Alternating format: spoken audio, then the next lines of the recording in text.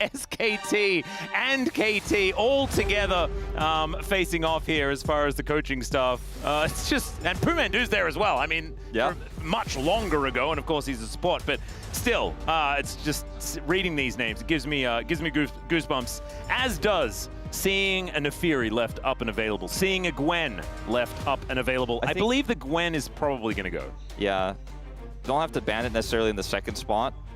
And that may be able to get them a Rumble ban as well. See if they want to go for that. Azir going to get taken away from BDD. I think that makes a lot of sense. Yeah.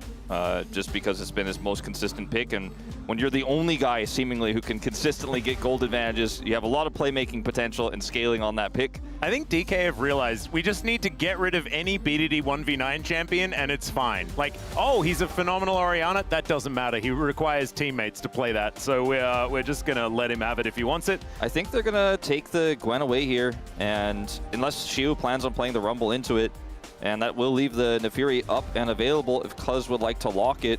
It hasn't been very successful here in the LCK. My takes on it have been pretty clear. I think it's not that strong, but still not completely solved. As down it will go, so they're leaving Perfect the Gwen, but he could also just first pick Rumble. Yeah, the Rumble is the answer, and it's very, very possible to just pick that one up now and feel comfortable. Or okay, unless we just take Jace and Rumble. I mean, Jace was one of the old counters to Gwen back when Gwen first got released, just because you outrange her, and it's one of the best early game matchups you're ever going to get. They'll grab the Sejuani to deny that from Cuz as well. We've already seen Sejuani Gwen has great synergy. Yeah. And it works decently well with Jace as well. So, I mean, Hammerform with the ranged attack speed that you can give it really does stack up Permafrost very quickly. This is a powerful 1-2-3 coming out of KT, though. We've seen Xin Zhao be very successful here in our first week of the LCK, and Aurora, no slouch either. Doesn't feel necessarily like a 1v9 champion and has had some ups and downs, but still, I think this is a strong core, especially if Doctarm's on something that can do a lot of physical damage. That's an Ezreal for aiming, though, and DK, I think, feeling pretty comfortable. So Varus is already gone, of course. The Ashe, I think, will likely follow suit here. Kalista is gone as well, so can try to protect this Ezreal in the lane a little bit. They'll take away the Rakan, actually, from Peter. A little bit surprised to see that. Was one of his favorites. Peter was known for Yuumi and Rakan, kinda. They were sort of his picks, but I do think that Peter is just being good. Like, his Nico was fantastic, his Alistar, he was making loads of plays around the map. The Rumble ban, I mean, the Jace is still absolutely flexible, can be a good matchup into the Aurora as well. I think that's a very safe and good call here by the side of KT Rolster. Agreed. And they may opt to ban Leona as well, but I don't think you necessarily have to in this case, because it would be D+ if they grabbed it here, blinding it. Nautilus, very strong into Ezreal, obviously. Weirdly, pretty strong into LeBlanc as well. We've seen in the past, and that is a pick that Showmaker has pulled out a lot already this year. So I'm not saying he's necessarily going to lock it here, but could be a sign of that. For some reason, I just think he's going to take Talia, and then we're going to counterpick for Beryl, and he's going to play something weird. That's sort of where I'm at right now. The Braum going to be taken away, so not going to see some Freljordian synergy there. But Doctarm can play basically anything. His Ashe was pretty decent. I think if you can put Doctarm on utility, then KT are going to be feeling good, especially when they have Gwen Aurora already locked in. That's a lot of firepower that they already have. Yeah, I like him on utility. I like him on anything that scales, that's safe as well. Even something like Azeri, I would be down to trust, but see what this is going to be, because this is going to tell us what the rest of the draft is going to look like here for D+, and the way down to the last possible second, and it's Ryze. Okay. And Ryze has seen a bit of a resurgence. Yeah. So not too surprising. Does fit into, you know, a Showmaker champion wheelhouse, right? Semi-global availability, things like this. He can get around the map very quickly, and we know that he has played this to pretty good effect in the past, but it doesn't make me go, oh, so this is what the draft is doing. It's more just he picked right. Yeah, I mean, he has great side lane power and pressure. He has global threat as well with this pick. Jhin is going to be the option. I was thinking it was going to be Ashe or Jhin, given the draft, and they banned the Braum themselves, so made the Ashe a little bit less likely. The Jhin will come through. Could be Jhin and Leona. Jhin Alistar, I think, would be fine as well. Yeah, it's pretty good into the Leona if you grab that Alistar here. Peter's Alistar didn't end up being successful, but I feel like he was very comfortable on the pick. So It's a pick he's done well on in the past, too. A lot of discussion about it, though, and they will opt for Rel instead, which will hurt Misfortune in future drafts as well. True. But does give them a whole lot of engage. There are so many circles that you need to worry about as well. I mean, BDD is going to throw down a circle. Cuz lives in a circle when he presses R. Perfect has the old immunity circle situation, and then they got Magnet Storm. There is a lot here, as that is a Poppy for Beryl. We've seen Poppy banned so much. We just haven't really seen her picked that often. Yeah, I thought it was going to be just based on how Koreans normally R5 into the Rel. It's 100% an Alistar angle every time. But he is going to opt for the Poppy instead. And this draft here for D+ has a lot of objective control because it has insane poke with Jace and Ezreal. So if you're not on the objective first, you can kind of force your way in if you can chip away at those frontline health bars a little bit. The immobile Jhin as well is going to be a great target to layer CC onto. And then the fact that they have Beryl on this Poppy to just knock people out of the Drake pit, the Baron pit, just stop them from setting up entirely, gives you so much agency.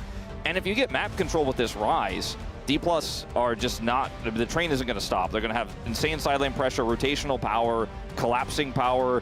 So I think for KT, you really need to get through this early game without a hitch. Otherwise, it just becomes so difficult, becomes so oppressive what D+ can do. Yeah, I'm really worried about what Beryl can get done here as well. Keeper's Verdict can really make KT's life extraordinarily difficult. Their composition basically just says pile on.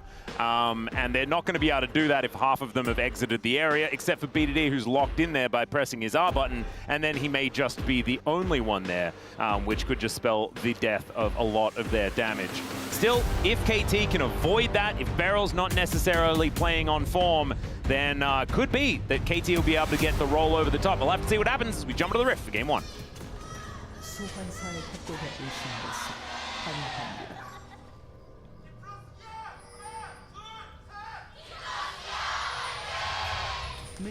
All right, here we are, ladies and gentlemen. Game 1 of KT versus DK. We have no idea how this one's going to go. We might get a bit of a clue in our first couple of plays. Who is on form? Who woke up and had their Wheaties this morning? And who perhaps is ready for some shenanigans in Game 2? I don't know. And if DK wins this, I almost guarantee that we're going to see something weird. I also feel like with, you mentioned the LM loss on the Ivern yesterday. I mean, that was probably the biggest draft gap. Finally got there. There we go. Words hard, as Ox has said multiple times this season. I feel like draft doesn't necessarily matter. I don't ever feel like I could say it is 100% going to be a reason why we should give a team an edge, especially not in this matchup. But I like what D+ have put together here, as we will see the 2v2 begin momentarily. Yep. The Jhin has a lot of frontline. Like, there's a lot. There's a Rel with hard engage with a Rel with the Xin Zhao as well. So I like the Jhin in this draft. I think it's actually a good angle. It has a lot of setup, and Duckdom should be pretty safe, and we'll be able to follow up incredibly easily on KT's setups. Yeah, I would agree. I actually think that this is a pretty even draft, and both of them wanting to do relatively similar things. Playing for side lanes with Jace, Gwen. Rise, of course, going to feel a little bit better than an Aurora, but you can still be very sneaky as an Aurora, as Sepia mode is going to start.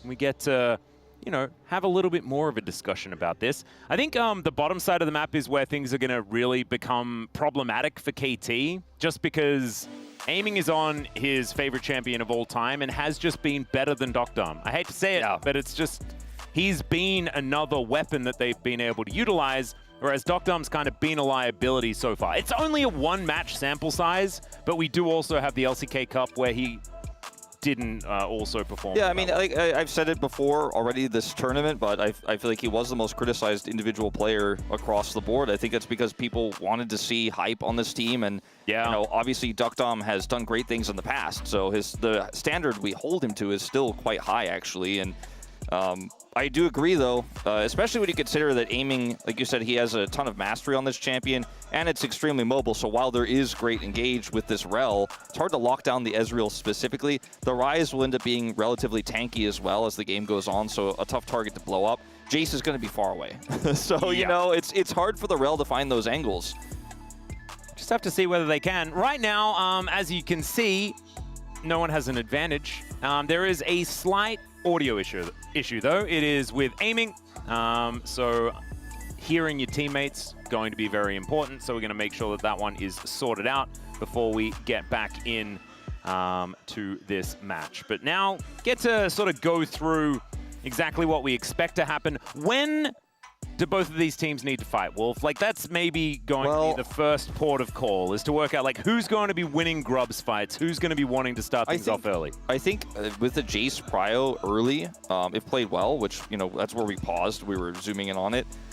And the fact that, you know, they have this Rise, they have the ability to Realm Warp. I do like the fight for D+ around Grubs, and I think they should set up for it. But the Aurora is a combat ultimate. The Rise ultimate is not really an ult. Obviously, Gwen has a combat ultimate. Jace doesn't. Like, there are some really big spikes for that first Grub fight that, with those level 6s being hit, that KT has an advantage to. But I think if the setup is there first for D+, they should be the ones who are favored. So that's what I'll say there. And then in terms of how we fight later on, when you have the you know, Rod of Ages completed for the Rise, it's going to be a little bit stronger later on. 2-item spike for Ezreal is going to be the big one there. Yep. And so keep your eyes on that. Like, how far ahead does Aiming get, or does he just kind of have an average 2-item spike that gives KT potentially some angles? Because their ability to fight is pretty simple because they have that robust engage I was talking about, and they have the follow-up with the Jhin, so they can kind of force things on their terms a lot of the time. Killing the AD carry or mid laner first in a fight is a little bit trickier, but front to backing, I think that's something they could definitely look for. Yeah. And we can see in this mid lane already, BDD had found himself a pretty nice trade onto Showmaker. Showmaker trying to answer there just a little bit, but I think mid priority is going to be a huge deal in this game, and we know that Auroras can really brute force that if they play effectively. BDD not going for the Electrocute version of the Aurora as well for those really snappy trades. Going for a little bit more consistent damage with the Comet. It's kind of cute. Aiming, looking for a little bit here as that grenade dances a very long way to eventually land onto Aiming. Doctom is looking a little worse for wear though, but so is Beryl.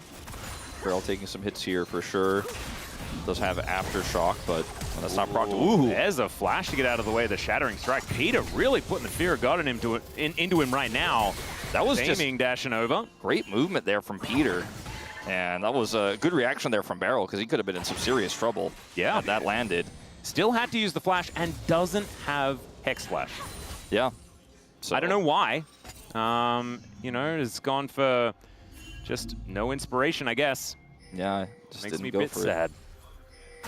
And, you know, that's a move that can give you a lot of safety as a Jhin. The fact that a Poppy can't flash push into a wall in the lane. Even going to stop it back here. That was blind. Nicely done there from Doctom. As Beryl is now going to look to go back home, re-up on some potions, and he's not even allowed to do that. Yeah, I mean, I do think Beryl could have just taken a safer back, but I thought he wasn't going to be stopped the first time, and then as they push up, he will definitely be stopped the second. Yep. Probably doesn't want to go back now, so yeah, no. Can grab a bit of experience here, isn't under too much threat or anything like that, so should be totally fine. So far, everything completely even. Jungle is also, you know, similar spots on the map. We haven't watched this too much, but in the past, Jace would crush this matchup, but obviously some of the stats in the early game for Gwen have been changed. That's the main reason why she's super strong right now, but looking pretty even here.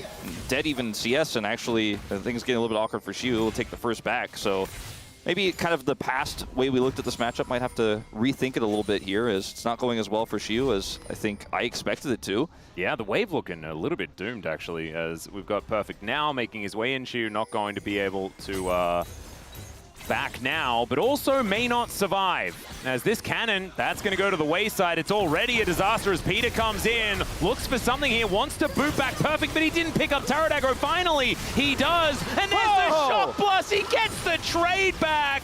It's still a full wave that is going to only go to Beryl, maybe Lucid as well, as they're looking for a bit of an angle. Beryl wishing that he had his flash available still. But still, Arctic Assault going to come in. No heroic charge stun as Doctom's able to flash out of the way as the stun didn't actually come in. No connection with the wall. And 1-for-1 in the end. Yeah, just that one extra turret shot that actually is the difference maker here. As Xiu is about to hit level 5. Flash is expecting Peter to go for the faster crash down, but Peter doesn't pick up turret aggro. And it's that extra shot there that actually he wanted to have, that he doesn't. And that's what ends up being the trade here. Obviously, like you said, a ton of lost CS here. He's now 11 CS down, but he is able to pick up a kill, I think, that most people did not expect him to get. And I think with a better execution, he would not have. Yeah, that was looking real dire. In the end, still going to be fine here for KT. DK with a bit of a gold deficit off the back end of it. So still going okay. Could have been way worse. Now we've got a little bit of a face-off. Lucid moves on in, able to get himself out of there as well. As you can see, 3v3 for now. Yeah, mid lane is moving up. Xiu does have teleport, but I don't think he's interested in joining this fight. D+ have enough control here. And, you know, you can see Showmaker looking for an angle. Deadly Flourish comes down, aiming, able to Arcane Shift to avoid the stun, but Lucid still has to flash. And that should be 2 grubs going over to KT in this first round. BDD moving back himself. And Xiu here towards the bottom side, just waiting for Perfect to make his way down. KT just being way more proactive in this early game. That was really carefully played from KT too. They were so careful about it. They knew that BDD has a better ultimate than Showmaker would have to turn that fight. Showmaker could look for an angle, but you know, he just dropped the wave for a second there. Still comes back and catches all of it. Also, Perfect rotated up just in case, and then came back down, isn't losing anything there either, knowing he has a teleport disadvantage. Well, BDD taking a bit of damage here, but Showmaker as well. Taking the first salvo from this Aurora is always difficult to deal with. And the one big benefit for DK is the fact that they have an Ezreal with a 20 CS lead. And that is sort of a third of the max CS of Ezreal right now. So that's not going too bad. Going very well for aiming, as we expected. They had a lane swap come through here with that dive, but they were able to match. Oh, there's the flash forward, and that's a very dead BDD. Nowhere he could go. Sometimes Flash Rune Prison is all you need. Yeah, and sometimes your jungler takes the kill, but you're okay with it because you're best friends, and it's fine. Well, Beryl looking for a bit of an angle. That's a lot of Q damage, actually. Wasn't expecting that. As now Peter being pretty thankful here for the Aftershock. Yeah, I think Beryl went cheap shot with this rune selection. Maybe that's part of the reason why he's doing a little bit of extra damage. Yeah, I actually, maybe I'm okay with not having Hex Flash. Pretty big hits on this Poppy, and I mean, it allows you to pressure this Jhin so much more, and it's going to lead to a plate here. You know, Duckdom's already so significantly behind in gold, so significantly behind in CS, despite having that kill from earlier, but aiming has really just continued to put on the pressure. Yeah. Is Ezreal still doing exactly what we have come to expect, and that is just kind of win throughout these games. We'll have to see, though. There has been some sporadic play from both of these teams as we move towards the mid to late game, so I don't think this is giving us all the information. Yeah, look at his XP advantage as well, a full level ahead. Yeah, it's not just 6 to 5, but a full level, and they'll get the dragon here as well. And Beryl is also level 6, so it's not that aiming has been left alone, it's that Duckdom hasn't been there to pick up CS. Yeah. I think a lot of that to do with the fact that Xiu was... you know, did give them a full wave. But you can see Xiu's actually ahead of Perfect as well. So as far as navigating the experience in the early stages of the game, DK certainly winning out on that front. As Showmaker moves up, does have Peter here in his lane. Beryl is going to assist, though. And that means that he might be able to get this cannon. Oh, he was. So there we go. They're fine. No -1s in the chat this time. A bit of a wraparound here for Cuz, but he is on vision. Showmaker very aware of this. And it doesn't look like they're going to be able to punish, but at least Showmaker could try to get some of the mini chickens. That was very close. Unending Despair, the rush item here for Lucid as well. It's cute. Haven't seen that one too much. He's also rushing right up to the top lane here to try to defend a potential dive. They're very aware. I mean, they're utilizing the vision they have so incredibly quickly. Duckdom 1v1? Yeah, I'm not having a great time into the Poppy here. True Shot Barrage also going to be helping out, but here on the top side of the map, Lucid has made his way in and loses a bunch of his health bar. Xiu trying to deal with the wave as best he can, and that is going to work out as Showmaker turns up with the Realm Warp, and Peter is the one that takes the prison there, as Peter does have to flash to get himself out of the way as well. Xiu wanting to take that pot shot as the 3 bullets from that empowered auto attack not quite going to work out. Peter is able to go home. Just such good reads from D+. The whole way through, they knew where Cuz was. They had the vision. They send Lucid topside. He's able to buy enough time. They have Realm Orb, so they know Showmaker can get there at a moment's notice without expending his teleport. And that leaves alone in the bottom lane Duckdom, who's getting 1v1'd and zoned off of his farm and experience by Beryl as aiming gets more plate gold down there. D+ are winning on both sides of the map. It's just not fair. Yeah, it's just great macro. Yeah, well, this is the thing. Like, they've put aiming in a good matchup and then isolated it so effectively. KT is sort of playing into their hands, and it's not working out. The phenomenal, like, understanding where you're playing defense and where you're not is actually it does seem very difficult for some of our teams. DK are navigating it really, really nicely, understanding where they need to be reactive, and that was the top side of the map, and where they can play aggressively, which is absolutely this bottom side. Lucid, able to take away one of the grubs, is actually okay with giving away the remaining 2 by the looks of things. I mean, with Showmaker having Prio as well for so much of this game, he's got a ton of agency, and punishing an Ezreal is just so much harder than punishing a Jace, so the Jace is the option they go for, and then backfiring twice, and that's going to be the whole turret here. First turret as well for Feats of Strength, going over to D+, and it's suddenly a 1,200 gold lead. Yeah, solo gold, and he's 40 CS up. Man, this is a big aiming Ezreal problem the KT are facing, and KT know a lot about aiming Ezreal problems. They were utilizing it in seasons past, so they're not going to be surprised when he comes back with a couple of items completed and is an absolute menace. Now has that Trinity Force done. He's 1,000 gold in the lead, the only real notable lead that we have in this game so far. I mean, KT fans will remember his insane Ezreal lead in the T1 series of the lower bracket finals, which then he threw away. Yes. KT fans will remember, but he's now beating KT in this early game himself, and Duckdom is just not allowed to play the game. Yeah, sent home with a empowered shock blast there. And I think that he is going to say, yes, I will, in fact, go home, because this is looking a little rough. It might be an outer turret that can be taken here by KT as well, because, of course, Eclipse done for Xiu is a bit of a different build option here. Kind of like it, though, a bit more of a battle Jace option. Yeah. But we'll be doing a bunch of damage to this turret, as Beryl does have access to his Steadfast Presence, but he can't press it. There's a Magnus Storm from Peter as well, as Beryl's in trouble. He's just trying to walk it off, and it's going to work out, and never mind. BDD says, I'm flashing for it, picks that one up. And finally, the Aurora is on the board. Malignance is just done, and he just shows what it's capable of. Yeah, that was a very close, narrow snatch of Beryl. He was almost able to get out, held his flash a really long time there, but ultimately BDD does snatch him up. Showmaker trying to get some advantages down here, isn't going to be able to get too much more. Yeah, Needlework actually coming out here from Perfect, but Showmaker just walks away.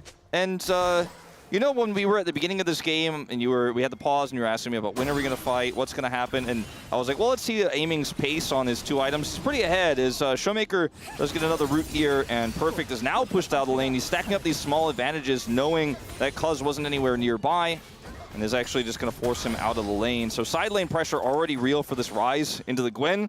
Gwen, normally the champion you talk about for KT's team, that would be incredibly strong in the side lane, but so far in this game, just not happening.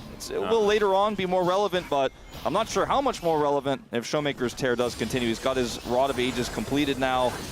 And I mean, Aiming is really just gate-kept by his tier stacks at this point. I mean, he's well and truly on his way to getting that Muramana online. Yeah, we're going to be seeing like Manamune for a while, is what it kind of feels like. But it does stack up once you complete the item pretty quickly. First Drake going to be going over to DK here as Feats of Strength 1 away for both kills and for the objectives. And it's going to be an Ocean Soul this game. Not the most exciting of the souls, but I think when you've got a Jace and an Ezreal, you're pretty happy to play that poke game, and the extra regen certainly going to be helping out there.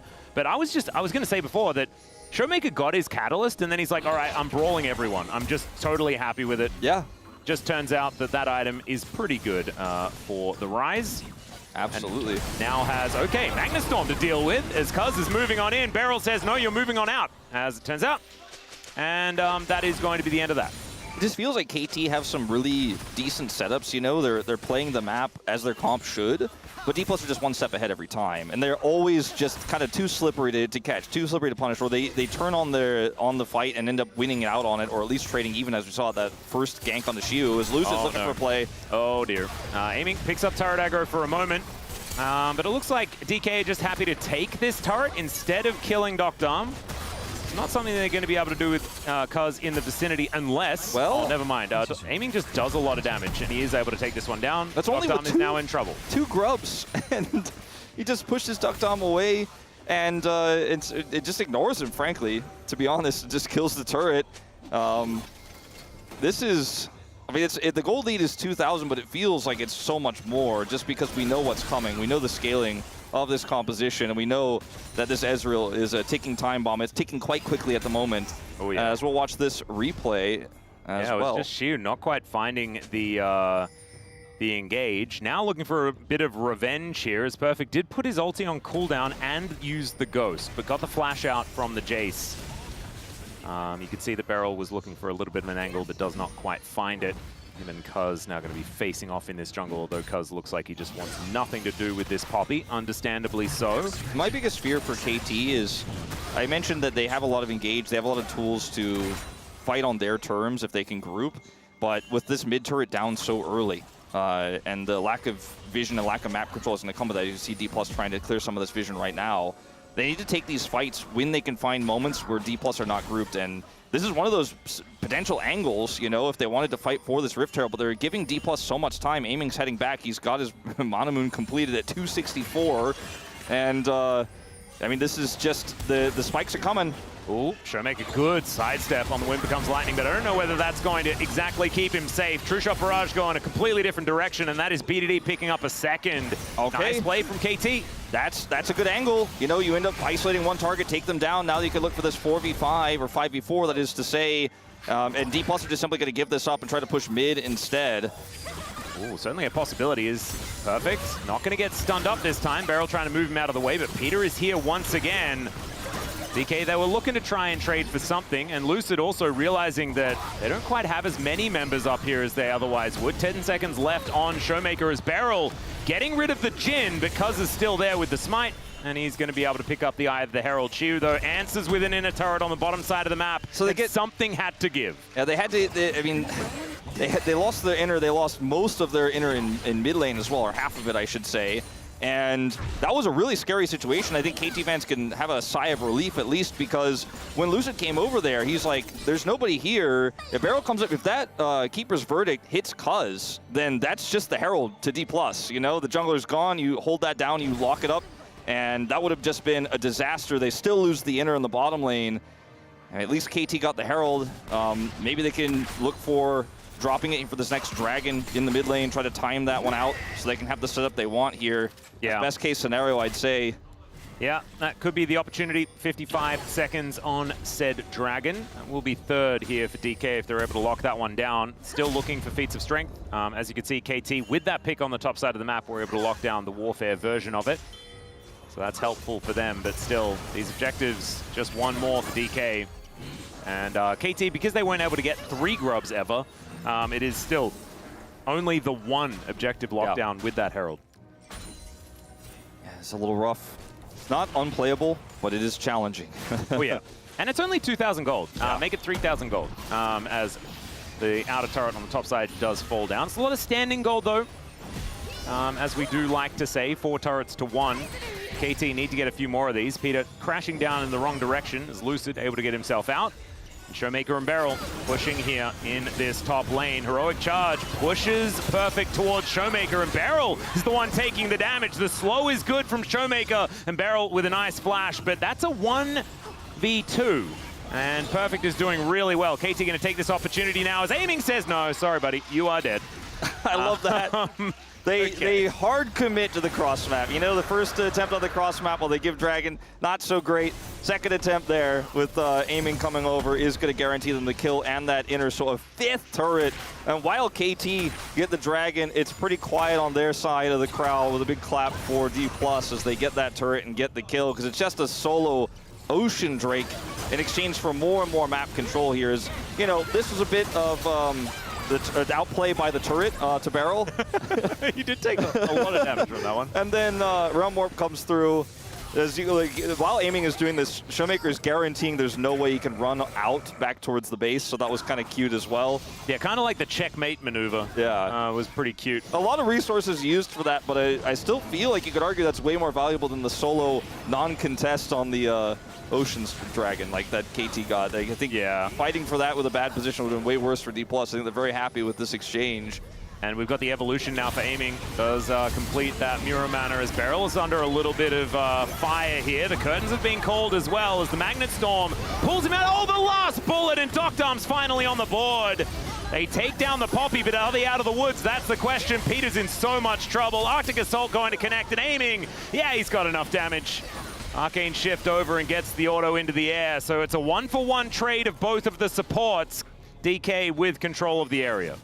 You know, after he played Senna earlier on, or they played that Senna draft, and I thought aiming would be, he's going to be looking at this going, rough, man, I'm not going to get Gold King. But now I'm kind of feeling like maybe he's got a chance. Yeah, I think he's doing okay this game. Yeah, that was a lot of money given to this player early on, and now he's using it. He's using it against the turrets, now he's using it against the champions as pretty slick moves here from Peter to try to keep Beryl in. Does get caught by that last shot, but then when aiming shows up, it's just done.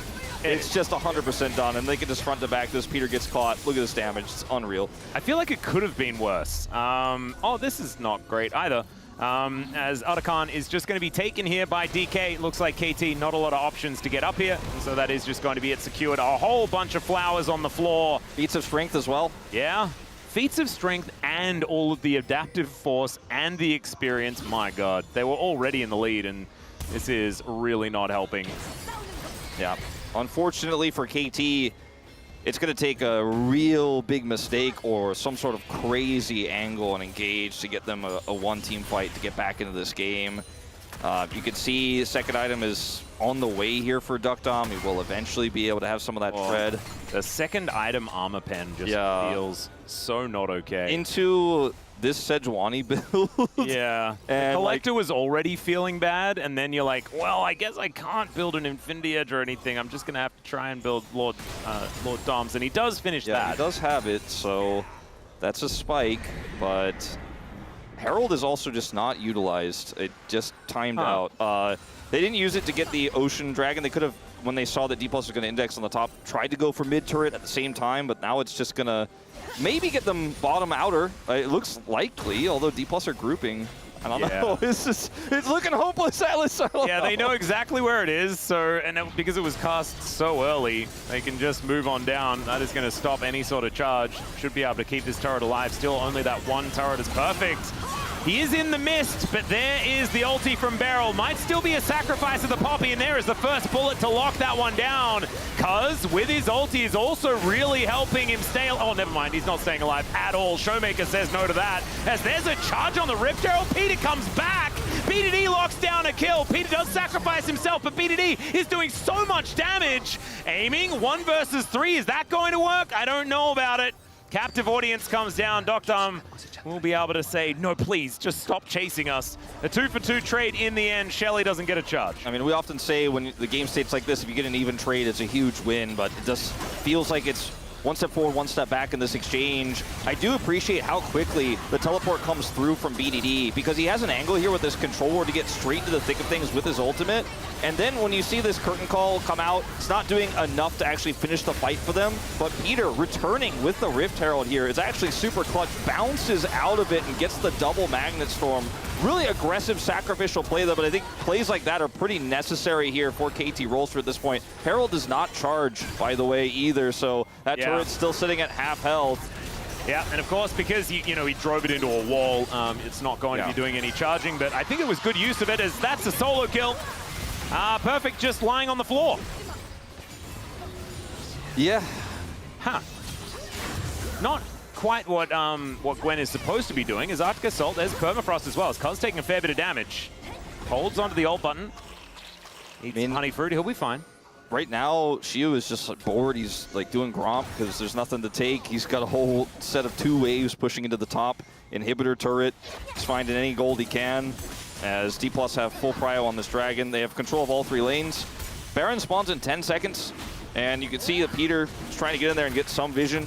Group up from Cuz as well, as that is where the next fight will likely break out. Dragon taken easily. Gold King still 1,000 gold ahead of his next competitor as far as money is concerned, and the other 2 are his solo laners. So things going fine. He's asking D+ to drag the game out a little longer so he can start stacking it up. I need to make up for the Senna game, please, guys. Yeah. It's not looking great. Bloodthirster is completed here for said Gold King. The Warmog's kind of cool here from Lucid as well. Can use his health bar pretty aggressively throughout a lot of these little skirmishes that they might be having. Scuttle being D+ also means that even though the rest of the vision was taken away, they knew that KT didn't start this. Beryl face checks these. Wow, look at the discipline. He doesn't. What is... Look at the discipline.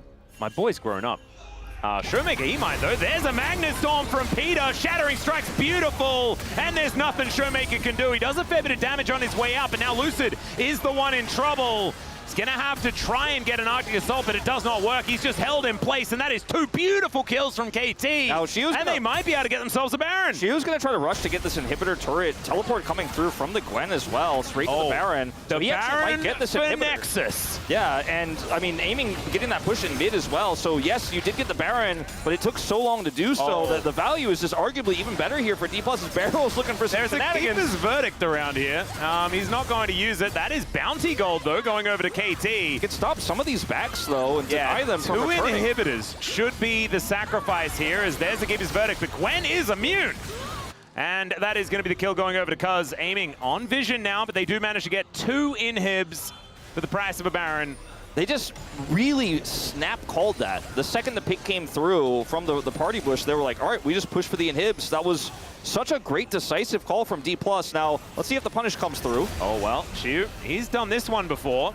As Perfect in the mist right now. Showmaker's moved down, does still have the Realm Warp. Man, if they want this fight, they could take it. They can just get into any position that they want, but not going to push the envelope. And we do have Lucid coming back at the same time. So DK back on the map, back feeling good. But KT now with Baron for a little while. Look at where they are on the map right now, both the Ezreal and the Jace. The aiming pushes on the Gwen, the second Showmaker gets caught. And this actually forces the back to come through from Perfect. So while he backs, he pushes the mid turret. I guess we know that the CC chain happened, these 2 players die, but what happens on the map next, and the instant push, the instant call to make that happen and to grab those 2 inhibitors from D+ was the right move. Barrel goes over to the Baron pit as well to try to slow them down on their return. So what looks like a win for KT is really not, unfortunately. Like, the good news for KT is just a blank piece of paper, it feels like, at this point in time. I mean, there's a death cap for BDD, who once again is the biggest member on KT roster. Shocker, I know. Well, steadfast presence there from Beryl. We do have a Glacial Prison going wide here, and that spells the end of the Poppy, but still, look at this AoE. This is absurd from Showmaker. The needlework not quite doing enough as the teleport from Shiu says, Peter, there is no way out. Cuz is flashing, but Shiu's diving on top of him. Perfect there as well, the flash forward, and there's the Realm Warp to make sure that this Gwen is dead. Aiming not going to be helping out here as Showmaker moves on over, finds the Rune Prison, and should be able to get the combo off. Oh, not quite able to get in there as BDD just kills Aiming. That's what that death cap is for, apparently, and Showmaker, you don't need to tank 2 Nexus turrets. Yeah, buddy, no, that's not what you need to do. Not necessary to make that move. But look, they're wearing down the Baron timer, Atlas. There you go. Those Baron minions are getting a lot of value defending the Nexus turrets with BDD. This was so much of like a beautiful back and forth macro game as we have a look at this replay, but now it's turned into absolute chaos, and that is precisely what we wanted out of KT versus DK. Yeah, thanks, guys. I was starting to get a little disappointed. I'm glad at least D+ are sticking with the theme of today. Yeah. To at least make the casters seem like they really knew that they didn't. they made us look like we knew that we didn't know what we were talking about the series. Yeah, this is cool and all. Looking for Perfect. Yep. But then, yeah, BDD. He's BDD hit 2 buttons. Yeah, and Perfect doesn't die, and then the root comes through and. Showmaker, why? Oh no. Yeah. It's okay. You can see they're not feeling hyper serious about the whole situation. That was a, oh, I'm dead type scenario instead of, you know, feeling the catastrophe or anything like that. 3,000 gold the lead for DK. The Rebel Baron power play was about 2.5K. Is now Beryl going to get engaged on yet again. Perfect. Can't be milling about taking free damage though, as you can see. Oh, these Mystic shots really do hurt. Shiu clears out the ward as BDD gets over that wall. I mean, BDD and Peter can shape this fight if they can get grouped here. Shiu's trying to block BDD from the flank. He's going to have to wrap all the way around to the front. Yeah, remember, this is Ocean Soul as well. Lucid looking for an angle to try and get himself in there. And Showmaker says, well, maybe we'll just win the game instead. Could be the angle, and that is going to be the soul picked up by Lucid. Good smite as Peter pulls him back. He's not going to be able to get away scot-free, as DK might just use this as an opportunity to win the game, but Perfect gets his teleport off and will be able to get himself out of there. Deadly Flourish doesn't connect onto Beryl as the Shock Blaster coming in. That's an aggressive teleport there, Mr. Showmaker, as Cuz is also going to be going down. there are different ways to engage. That is one of them. Not sure whether it's the best, but it's working out. Aiming, going to get his revenge, or at least Beryl is, as he takes the kill onto BDD. Now they're looking to chase, looking for more. Aiming will just take some jungle camps. And KT, they get to breathe another day. I mean, these inhibitors are going to respawn. This situation here is pretty smart from D+ because they have the ability to threaten the end, but Perfect isn't actually locked down, so he can teleport back and actually end up defending the base. Showmaker comes in seemingly to die to try to clean up this fight as well, because it looks pretty winnable here for KT. They have to back away as they realize the teleport's coming through. I think if Duckdom is on a traditional AD carry and not on Jhin, maybe they actually could clean this fight up, but he's actually kind of split here, and BDD, he is just going to get shoved in, and Aiming rips him to shreds. Duckdom running around reloading, and that's the end of that. The classic Jhin situation. The 5-0-3 Jhin, who's not in a position to carry that fight. Yeah, wow, I hadn't actually looked at his scoreline. His curtain calls have been good this game, but unfortunately, it's just, you're not doing nearly as much just in the course of a team fight that Aiming will be doing on this Ezreal. You're not really the cleanup type. I mean, there have been moments. There are scenarios in which Jhin can do that, but this, unfortunately, was not one of those scenarios. Well, you can see the undulating gold difference over time here, as it is gradually moving back towards KT, unless we have another dip coming up. We'll just have to see, as the Baron up again in 5 seconds time. That's why everyone's here towards this top side, and there is so much vision for DK. Yeah, it's the Showmaker happiness meter. The more KT there is, the more fun Showmaker's having. Yep. And he is trying to eventually get this top push through. Like, top lane has been mostly ignored since those two inhibitors came down. Now they have prio for this Baron, teleport for Shiu, and he could also just threaten this inhibitor. So KT need to act fast and to make a decisive call here. And they're actually just going to watch D+ walk away. Well, it is going to be True Shot Barrage getting a fair bit of information here, as Perfect and Peter both get chunked by that one. 4 items completed for the Ezreal is real scary. Beryl, don't know about this position as the rest of KT crash in on top of him, mainly Peter because he has an ability that he's kind of called that. Curtain calls come in. That is a 6th kill for Duckdom. I think D+ can team fight. They just really don't want to. They just keep threatening these split pushes. The backdoor, you could almost call it. I mean, it's not quite a backdoor, but they're playing it as if they're trying to backdoor to end instead of just grouping on Baron, taking a Baron, and pushing to end with these open inhibitors. But again, a pick on the Barrel means a little bit more reprieve here for KT. Owie. And they are going to now get a little bit of Baron prio themselves. They're just going to walk on up and start it. That seems to be the answer here. Duckdom's still relatively low. On vision right now, as you can see, there is irremovable vision. And Showmaker now moving over. Captive Audience not going to quite find Aiming there as the Deadly Flourish comes in. They're taking a fair bit of damage. Cuz down to 50%. Teleport in from Shiu as they're looking for the team fight now. Cuz with that ulti running is so durable. And now Shiu dives in. My God, the AoE is absurd. Perfect goes golden, but that means that he just has to watch as the rest of his team dies. It's an ace in trade for Lucid. And DK are going to realm warp their way to the base.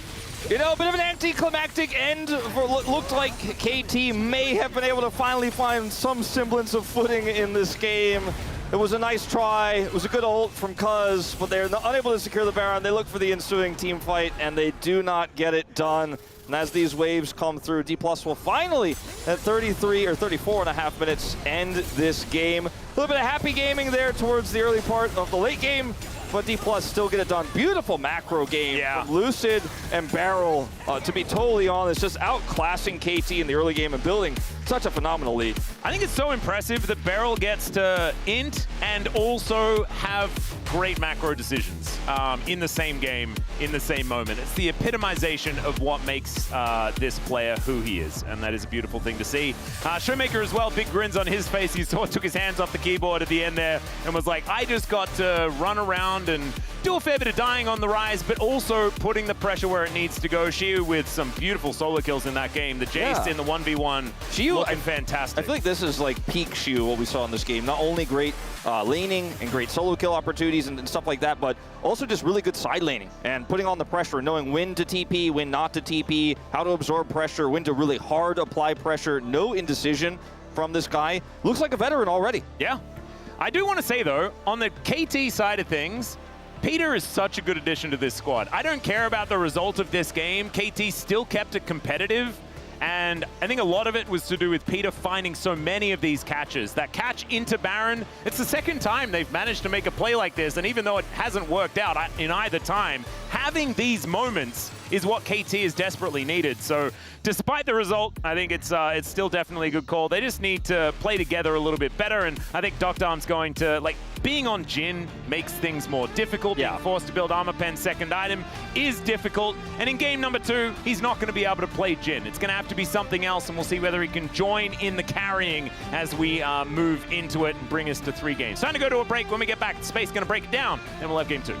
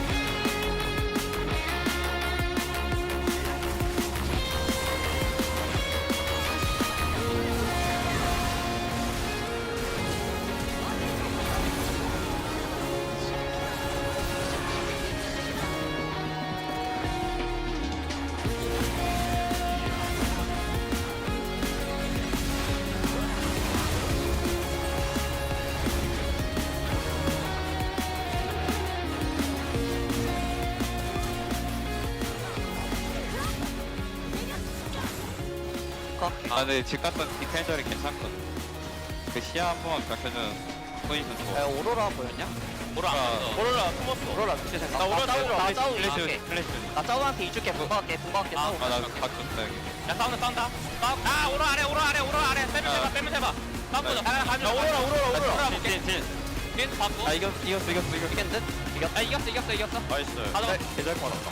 자 공타자 가자 Pressure to perfect. A lot of players don't do well when they're subbed out suddenly. They end up losing a lot of their momentum. So let's see how he performs, and maybe he'll be starting for the rest of the season. I don't expect that to be the case, but it's a very risky call from KT Rolster's coaching staff. Yeah, not every team gets to be CFO that can just freely sub between their 2 top laners and everyone's happy and it's all fine. This could be a different story. Casting not necessarily playing any different champions there towards the top side, has played 4 games so far in Challenger this season, but none of them really standing out. Played some Gwen, some Rumble, some Renekton, and Ambessa. Like, it's not really anything to write home about. Casting is also a player who's improved so much over the last 2 years. Spent some time on Genji's Challengers roster and really wasn't looking great there, but after he moved into KT and that team was basically the Challengers super team, he just leveled up a ton. So I think he is a very, very strong player, and I'm looking forward to seeing what he's going to play here, as we have a lot of big picks gone, right? The Gwen is gone, the Jace is gone, the Ezreal is gone. So maybe something like a Rumble pick for him could be something that KT Rolster are fishing for. Yeah, I actually wouldn't mind the Rumble ban away here from DK as well, because there really aren't a lot of sort of big ticket top lanes that you can lock in right now. And with the Galio ban, the Rumble becomes even more dangerous. So obviously a good ban here for DK, but what has been left up? Nefiri. Nefiri has been left up, Wolf. That's true. I'm not 100% sold on a Nefiri first pick here, though. Aha, the buy. Love it. Feels much better because you can use it with a lot of different comps. It's one of Cuz's stronger picks, and it's strong into Nefiri, which is up, but now Lucid is less inclined to play it. Well, it's going to be Ahri denial. Yeah, the pick away Ahri. And now Ahri Nefiri that might could be a the thing. answer. Who knows? Could be a thing. The other pick that is known to be used with Ahri is the Viego, but has not been very strong or very popular as of late. So we'll see what Lucid wants to go. We know he's got that dog in him. Yeah, he does. He's got one of the only Nefiri wins. I'm sure he, since he's on D+ Kia, he probably drives a Kia K9. Are we up to K9? I saw a K8 in the shop yesterday and was like, wow. I remember it was just the K7. And now we're up to a K9? I've been sitting on this one for a while. Like, I saw a K9 when I was driving to work, and I was like, you know what? And and the joke is like right there, right as Nefiri comes into meta, Wolf. It's so cool. Yeah. I need to look that up. That sounds like a fun car. But okay, let's have a look now at what KT are going to be putting together, because that is a Taliyah for B2D. There are Taliyah players, and there are Taliyah players, and B2D, he be a Taliyah player. Very strong into the Ahri, and has great synergy with Vi too. And so I'm really liking this rotation here for KT Rolster. Will we get an 80 carry for Duckdom at this stage is the question. Something like an Ashe, which is still available. Yeah, I'd actually love just lock in Ashe. She does do some DPS, but she also has the utility. Instead, it's going to be Rakan for Peter. Peter's like, all right, I need it. I need my best champ. I need to be able to dictate the pace of this game. There's no Poppy to worry about, no Taliyah to worry about. I don't care about rocks. Let's go. All right, well, pretty bold lock-in here, but it was, I think, on the mind of D+. Remember, they banned it in the first game when it was available, even though it didn't necessarily make the most sense as a pick at that time. It just feels like a target towards Peter, and this time he'll skip that second ban phase as we get the Aatrox lock in here. So Xiu, the rookie, up against Casting here, will blind the Aatrox, but it is going to be a test for Casting into one of the strongest top laners that we do have. Yeah, and he's not going to be able to play very many of the champions that he already has this season up against it. As already the Ambessa, the Rumble, the Jace, the Gwen, all taken away. I like this Xayah ban because you already have a pretty dive-focused composition. I actually kind of thought Xayah would be just picked away by DK because so many players, aiming included, like playing it into Vi. Yeah. But deciding not to. Lulu ban. Interesting. So weakening some of the other picks that you could have in the bottom lane with that Lulu, the Jinx, the Zeri, more commonly used. And what this final ban will be, it's got to be an 80 carry ban. I mean, Ashe seems pretty obvious here, even though it's not. Ashe Rakan is not a lane that sounds too wonderful or anything like that, but works well with their comp. Ooh, K'Sante going to be the takeaway instead, just trying to protect Xiu as much as possible, not allowing Casting to dodge the lane. Yeah, and playing Nefiri into K'Sante is very frustrating because he's very tanky. It's very difficult to set up resets onto him compared to other top laners. Yeah, I like that. Front to back, so makes a lot of sense for all the reasons you mentioned as well. Now Aiming has his pick here. I think just pick Ashe. Oh, pick it away from Duckdom and lock that one in for yourself. I think it's pretty simple. Or just go Leona here and counter pick for Aiming. I guess that's an option. I mean, the Alistar is banned away, so it's the next best option. Ooh, Kai'Sa. Okay. Really indexing in on the dive. Kai'Sa's in a really good spot right now. I think in a lot of other drafts, I'd be like, well, this is a little bit risky, but I think it is quite smart here as we'll see the Tristana to get locked in with the Gnar counter pick for Casting. An oldie but a goodie as far as the top matchup is concerned. I don't know necessarily who wins it at this point in time. Aatrox feels like he's doing a bit better these days. I think it's going to be, pretty skill-based up there. But Tristana in the bottom lane, Wolf. Okay. A lot of all-in potential with these two champions, but Nautilus going to be locked away as well. We've seen Nautilus Kai'Sa many, many times in the past. So much easier to lock down the Tristana with the Nautilus than it would be with the Leona, even though Leona is super good into Rakan and suits the dive style composition that they have. The Nautilus just presses R and can lock down the Rakan as well. If he's looking for an engage, might not be able to get his way out. And can just be good into Rakan in general if you can hit those roots onto him. I like what KT Rolster put together, though. They had the Vi, which is pretty good into Nefiri. You could lock her down. You could lock down the Ahri. There's a lot of mobile champions that, you deal with in this meta that by just pressing R as Vi. Yep. And even the Kai'Sa, when she goes in, if you're the first to engage as D+, you find yourself, unless you crush the fight early, you're kind of stuck in with the comp there on the side of KT Rolster. I think a lot of this game for me is going to come down to individual laners' performances. You have a lot of budget on this Tristana coming into the Kai'Sa early. Will Duckdom lane well there? Will we see Casting, win out on the Gnar versus Aatrox? Will we space well on the Gnar and try to build some advantage up there, be self-sufficient? Those are the questions that KT Rolster have to answer for us, because last game wasn't about the draft necessarily. It was about the macro, the early game leads that the D+ built up quickly. And we have to see a better performance in lane and also just with the synergy and the communication of KT Rolster moving into the second one. Yeah, I 100% agree with you, Wolf. I think that we need to see an upgrade when it comes to identifying where to be and what to do on the map outside of having some good individual moments. They did certainly have those. I think Peter found some of these great engages, and I think if they just go a little bit further, then they'll be able to get an angle for us. I think Dokdam on this Tristana as well, so much more carry potential and consistent damage in these team fights. But Aiming's Kaiser is legendary. We know that he's thrown games entirely away, but he's also hard carried them as well in the past. Let's dive under the rift here for game number 2.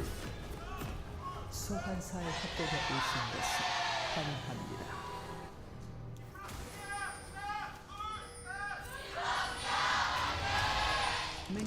All right, here we are, ladies and gentlemen, onto the rift for the second game of this series.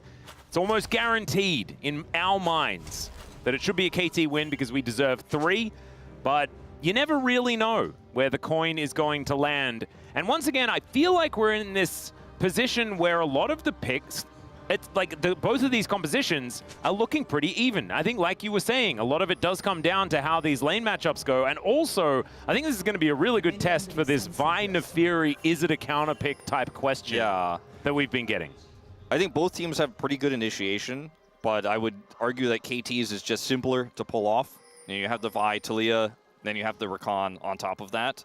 And because you have a Talia, it makes the setup for D+ a little bit trickier. They have good lockdown, but it is not guaranteed, whereas KT just kind of press buttons, and it gets pretty easy. And if the Tristana gets a jump reset off of the first pick of, whoever gets shoved / Vi ulted, then Dokdam can pop off in the fights. He has not been doing a whole lot of popping off thus far. Yep. But, I agree with Chronicler's assessment of Game 1. Was not his fault. It was really just his team left him on an island, and it was an unfavorable position for Jhin to be in, and he struggled. Yeah, it is kind of, and it was DK that kind of revolutionized it, right? Put a Jhin in the bottom lane, and he will cope. Ghost dealt with that as Beryl's flashing in, looking for some opportunities here. We're seeing the win rate here of the Kaiser is looking pretty huge as well, as Jiu with a couple of victories on the champion, as that is some scuffling in the mid lane as well. Jonas Strong's got his work cut out for him today with the amount of fights that we have. Electrocute here for Showmaker versus BD's Phase Rush, and he is going to grab a ward on the Raptors, so we'll see the pathing of Lucid off of that trade, so well played. Level 2 advantage here for Beryl. It's what he gets from that exchange earlier, otherwise not really a win for him in D+, but getting this push is going to feel nice. Yep. And not having Flash means that I think a bit of this aggression is going to wear off, but you can see it was Ignite Flash in trade for just the barrier, so KT there's probably a return punch available here, as Shiu not going to find the second Q. Casting able to space that one out quite nicely. We'll be completely even when it comes to farm after this wave. A callback here as they swap lanes. I actually really like this from D+. And Shiu can teleport to the bottom lane to catch the bottom wave, and they'll have the faster rotation there. Let's see what Dokdam and Peter do. This is like right on the line for lane swap protection as well. Yeah, really early. Yeah, really going for it as quickly as possible. And you can see KT, they're a bit wise to it. They're going to be heading back, allowing this wave to crash, but Shiu going to have to teleport down to make sure that he catches a few of these minions that are coming in, Cuz securing his blue buff. Let's see whether this is actually going to work out here for DK. Already they are falling down a little bit when it comes to the farm that they've been able to pick up, mainly to do with the top side of the map, as you can see, casting with a fair bit more money from the minions. Yeah, as Shiu catches this wave, though, and we'll even things up. And this is just the new standard of the LCK. If you have any tempo advantage whatsoever, you always take your opportunity to swap lanes to the top side. If the enemy top laner ended up having to use their teleport for any reason, you end up having a massive advantage. In this case, though, casting actually just gets back to lane for free, and it's not going to be a massive lead or anything here for D+, but we grab the cull, and aiming. Okay, yeah, in goes Dokdam. Hook going to miss there from Beryl as Peter picks up a turret shot, so not exactly optimal on that front. Beryl going to have that dredge line up. There it is. And able to hook up Dokdam, who rocket jumps his way out, and the trade going to be won here by DK in the end, but I like the gusto from KT. Yeah, and it could have been worse actually for KT. Beryl missing that dredge line did them a little bit of a favor there, but still really hard to actually make all-ins happen in this lane matchup. Yeah. Just a slingshot in the inventory of Dokdam. I think they really wanted to get Aiming's Flash or something. Yeah. Instead, KT invests nothing when it comes to the summoner spells, as casting taking a lot of damage here. We'll have Meganar coming up relatively soon as BDD's turned up, and that should be aiming going down. The Ignite ticking, and Doctom grabbing first blood in the top lane. That's kind of peculiar. I have to go back and look and see how he just got up there. I mean, he didn't Weaver's wall his way in there. He just dropped the wave for a second, went up. As down here, everything's going to be fine. But, yeah, I think Aiming just didn't expect this. He went all the way around. He had that control ward in the brush. Actually wraps all the way around here, and Peter is ready for it. And Doctom is in there to sweep up and grab the kill. Fantastic play there from BDD, utilizing that one controller, a little bit of vision, does the long wraparound. Doesn't really lose that many minions either in the mid lane. So clean, and that's first blood. Beautifully done. We know BDD, fantastic on the Taliyah. Part of the thing that makes a Taliyah player a good Taliyah player is utilizing your ability to get around the map because you move so much faster. As Lucid, he's going to get punched, going to need to jump his way out. And Cuz just going to, I really don't like it when the doggos get punched by Vi. It just feels very violent. Yeah, it's not great. Yeah. Still, Grubs are now going to spawn. DK back out onto the map once again. Not end of the world or anything like that, but it's really good to see KT playing through Doctom a little bit more in this game. Just a few carry performances might be enough to get this guy's confidence up to where it needs to be as well. Absolutely, I 100% agree. They're setting him up for success this time when they abandoned him last time. Yeah, he's just rocket jumping forward, straight into barrel, which is suboptimal, I guess. Gets the flash out, though, as Peter goes in with the grand entrance. And BDD, as always, is ready. Great buffer there on the dredge line there from barrel. I'd say if they went too far, okay, not quite. I was a little bit worried. Well, top lane is still doing top laner things, as Shiu with this electrocute Aatrox is making casting's life hell down here on the bottom side. KT have started up the grubs, though. And Showmaker does take a crab for himself. 6 for Lucid. Rotating over. Yeah, does manage to get that level 6's barrel. We're going to start up this fight. Let's see whether they can get in there. Charm is going to connect beautifully onto this Tristana, and Showmaker is right there for when he lands. Looking for a double here as the flash comes forward. It's actually the bleed that takes down the Rakan. Both of the bottom lane members are dead, and they only have to sacrifice barrel. They'll even take more grubs for the trade. Yeah, a very, very thin margin that D+ was able to find that success with, but they do pull it off. And, you know, the Defiri ends up grabbing a kill off the play. Go back and watch this again. First grub gets taken, and the setup here for Doctom is not great. You know, he's not able to do a lot of damage here, and even though he has the shield, just rocket jumps. Showmaker's already there on the chase, blocking the retreat. This is beautiful positioning for Showmaker so they can guarantee the eliminations there. Because, you know, he knows that the fight is won, but if I position this way, nobody's getting out. And unfortunately, Doctom just wasn't really in a spot to where he could actually offer any damage there, just engaged on right away. Oh. Speaking of. Oh, dear. We know that there is a Big Daddy from Bioshock lurking. Greedy. As Amy's coming in. Doesn't have level 6 just yet. He's like 1 minion away from him. He gets his cannon, he hits it. And then the Killer Instinct is going to be up and available, and so just a concussive blows. There it is. Aiming doesn't even need the Killer Instinct, and now he's going to use it. Does miss the Void Seeker, but gets the passive, though, as the hook is going to go wide, and Doctom does get himself out, but did have to invest the Buster Shot in that play. Close call there. Still, it's a trade of like ult for ult, right? And Barrel's not level 6 yet, so couldn't actually use his. Exactly. And still fine for Doctom. Yeah, they get the Dragon off this, too. So feeling pretty good about that. Well, it was a pretty long con play there. Good reaction from Doctom. Yeah, will mean that there is a fair bit of spare time here for DK on this top side. This whole wave is going to be taken down. So despite the fact that there are 2 extra kills on Doctom, this farm advantage should remain for Aiming, and the plate money coming on in is certainly good for him as well. Yeah, that was a pretty fun little exchange there that we saw on the top side. Like, I like that type of play. You know, Barrel knows Aiming is hitting 6. Doctom hasn't been able to necessarily calculate what's going to happen, but he knows he's Tristana. He knows he has a long, kind of leash he can be on. Has a pretty big escape range. Has the Buster Shot. So that was actually really cool to see how both sides played that one out. Yeah. And so Doctom able to pick up this wave. Crash that one towards the top side. Barrel is going to meet it in time. Should be able to grab level 6 from this moment as well. Peter also looking for that. As cannon money over to the Nautilus. You love to see it. Depth charge now online. We'll see whether KT are going to be able to fight around it or not. Here on the bottom side, casting did hit level 8 earlier and has actually been kind of chilling after what was, you know, a difficult time in the lane as we saw. It's only about, like, what? 8 CS or something like that. It's really such cares? a volatile matchup into the electrocute Aatrox because the Gnar is like, I'm spacing, you can't touch me, but if she was like, if I ever do touch you, your health disappears. Yes.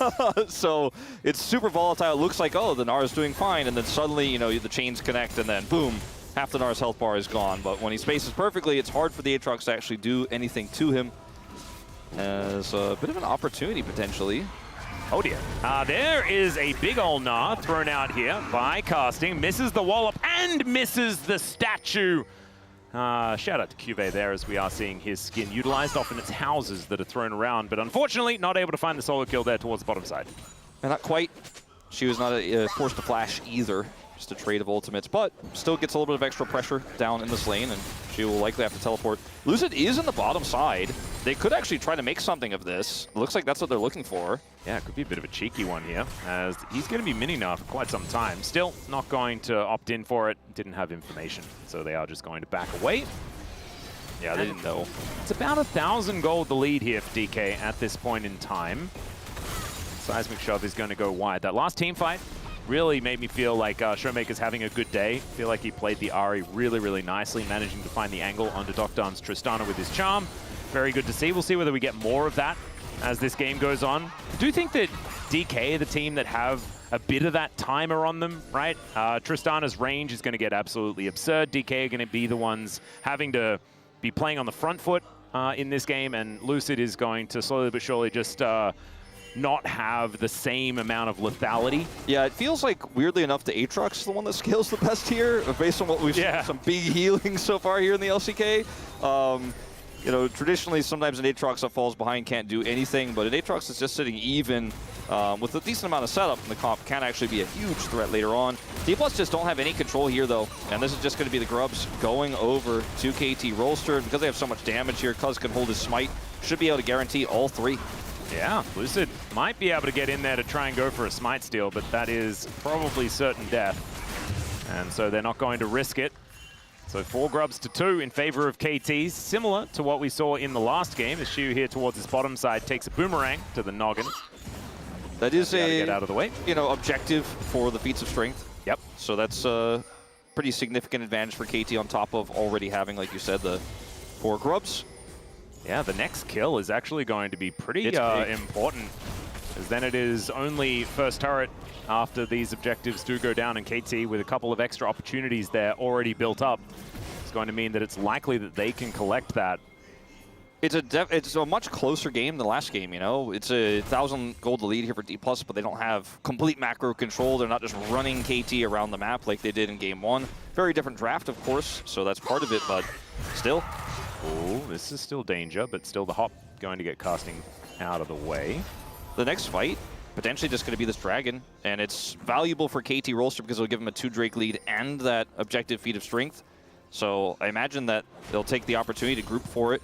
Yep, and I imagine that they were also paying attention to the space. We did telling us that these Dragons are extraordinarily important early. DK definitely wanting to even that one out. And they have BDD already sent up to the top lane. He has teleport, so he's going to be able to catch the wave. And they could just easily set up for a Dragon take here. D+ also, this isn't necessarily the best time for them to fight. See what they do opt for here. It's going to be KT having to clear this first, but if they just grab this Dragon for free, you know, it doesn't feel like D+ are going to have a cross-map opportunity either. So that's the awkward thing here for D+. You can see Showmaker's pinging that he's going to push top lane. Well, does he actually manage to lock down a turret if they do forego this Dragon? That's going to be part of the question mark. Yeah, Casting and BDD have swapped, so Casting can defend the turret for now as Lucid. Yeah, there's the Vault Breaker. Cuz managing to get the engage off as he does kill some doggos here as well, which is somewhat distressing. Now going to start off this Dragon, and I don't know whether DK can actually make their way in time. Yeah, got Showmaker rotating down, now teleporting in. They desperately do not want this to happen. Casting holding onto his teleport for the moment. We need to get Lucid in here to go for the smite, but it is going to be the Vi locking it down. Already though, Cuz is getting very, very low. Great knockback as Shiu going bananas. Gets over that wall as they take down the Tristana. BDD just trying to create the space for himself to be able to throw around these rocks, and he does do so. The rest of DK getting very low, but you can see 4 versus 3 in the flash forward from this young top laner. Lucid diving on in as BDD does create the room to get him out of there with a seismic shove, but Peter and BDD are running the wrong direction. Xiu umbrally dashing towards this Rakan, and BDD gonna have to ride a wall to get out. That turret shot not quite enough, and he does escape with his life, but that's about it. Pretty cinematic there from BDD, but he's not going to be telling any happy stories to anyone on his survival here. His positioning is great here, though, to stop the entry. Has the rocks set up really well. He's able to avoid this engage here, and even when Xiu comes through, BD is actually just chilling. Like, when you watch BDD in this fight, and the collapse goes on to Duckdom, BD actually does so much work and positions really well, helps deny Xiu the follow-up here onto Peter as well. Like, BD played this about as well as he could have, but once Duckdom is gone, there just isn't enough longevity in this fight, unfortunately, and Xiu did all of the heavy lifting. It looked like KT just thought, okay, one set of Unraveled Earth will be enough to keep them out. And I think also KT thought, because it didn't look initially like D+ were going to contest, that they could kind of just sit on the laurels there and be like, BD puts rocks up, they won't commit, surely. Yeah. But D+ commits to those. And when they saw Showmaker's teleport, they needed to get casting teleporting in. But I think he was building Nabar as the charm is going to connect here on a BDD. He has the Seraph Shield, but he doesn't have the Seismic Shove. And Showmaker, with this extra little portion of Essence, should be able to take down the Talia. Does do so. And now DK with so much extra tempo on this map, they'll be able to get the Herald, but can they get even more? As casting is at least trying to grab this turret as an answer. And Showmaker, he gets that kill. He has 10 Dark Seal. This is going to be feats of strength, though, over to KT as casting takes this down. So that is important. Upgrading some shoes, that's certainly good. That's definitely a step in the right direction for them. But I'm starting to worry about the snowball that is starting to roll down the hill here on this Ahri. This almost feels like a Showmaker Maji's game, you know? And had he gotten all of that turret, I think he'd really be thinking about it. But it is defended, of course, by the jungler, of all people. Going back to this exchange here, really max range hook from Barrel, and the follow-up from Showmaker super easy. BDD tries to shove him, he avoids it, and then just kind of teases him here as waits for cooldowns, knowing there's no way he loses that one. Yep. Showmaker being very frustrating, as you do have to aim your threaded volley, and it's very hard when you're sharing pixels with the champion. So Duckdom now with a little bit of a shove here in this mid lane. Peter shadowing to try and make sure that he's going to be okay. And you can see the gold leads starting to get pretty absurd. Yeah, it's the Showmaker one that's the biggest one, but also Duckdom no longer has a lead. And unfortunately, you know, I feel like the ways for KT to win this game are going to be, again, single target pick. But now, after that last fight, they've lost so much map control. And then you see all these wards in their jungle, and the entry points for BDD to make a play, for Peter to look for a flank, just becomes so much more challenging. That this is where the comp that otherwise can play well from behind struggles without vision. Herald is dropped here, and a mid-turret will likely drop with it. We'll see whether they do actually manage to take it down. This charge is not quite going to be enough. Yeah, they don't commit further. Yeah, so they're just going to put it there, buy some time, allow them to get back to the other lanes as casting down towards this bottom side. Lucid is lurking as Cuz gets over the wall. Full information here over to DK as the daggers fly, but Cuz not going to get tagged. It looks like DK are looking to back out of this. That is how you use tempo, ladies and gentlemen. D+, could they have committed to maybe even try to dive for the mid-turret? No. Just push bottom, force all of KT to rotate her. If they don't rotate perfectly, somebody dies and they get the bottom turret. If they, if they show up, then you back away. And they're threatening. Dear. Yeah, you can see Showmaker and Barrel making their way down, and now DK looking to collapse, looking for the angle. Charm going to connect onto Peter, but he's able to battle dance towards his teammates. Not an optimal target there to hit with the CC because he's so maneuverable. So many top minions, are going to the wayside as well here, as D+ had that one pushing in. So they don't get any kills. I think KT handled that very well, but still small incremental advantages stacking up here. And both that mid and bottom turret are basically dead. The top turret along with it. D+ are just ready to go. They get the free reset here off of that tempo as well for the next dragon, which would be Hextech's sole point for KT. Would be massive if they could pick it up, but I just don't see any way. It's going to be real tough. 4 seconds until that one is up and available, but Showmaker is a full item ahead of BDD. BDD, I feel like, hasn't even had a bad game, right? He had that early rotation. He managed to, facilitate a bunch of extra kills for his team. He's a whole level up, too. He's about to be 2 when Rod completes. And unfortunately, Showmaker came up and picked up a whole bunch of kills for himself. He has 100% kill contribution here for his team. It's just a really good day if you're Showmaker, and BDD cannot keep up with that level of dominance that we're seeing here as this Dragon now being flanked by almost every member of DK. KT looking to give it the old college try, you know, grouped up, trying to make it happen here, and Dogtom's gonna push that bottom wave out. They actually do get an opportunity here. I didn't think they were gonna be able to wrestle that Pry away, and they're now pushing Shiu back. Well, there's an Otacon up here towards the top side of the map. I actually thought that Showmaker was hitting it for a second there, but I don't think he is. He's now gonna look for this top outer turret. They should be able to take that. He's gonna get that and then can teleport in. Whoa, there's the flash forward. All right, they're looking for Shiu, who does use the flash to get himself out of the way, and there is not enough to actually take down this Aatrox. So that was their shot that they took. And nobody's doing the Dragon either, so they don't get the Dragon off of this huge advantage they have no, Forbidden Book is now completed here for Showmaker. He'll use that to help take down this outer turret in the mid lane after already securing the top lane.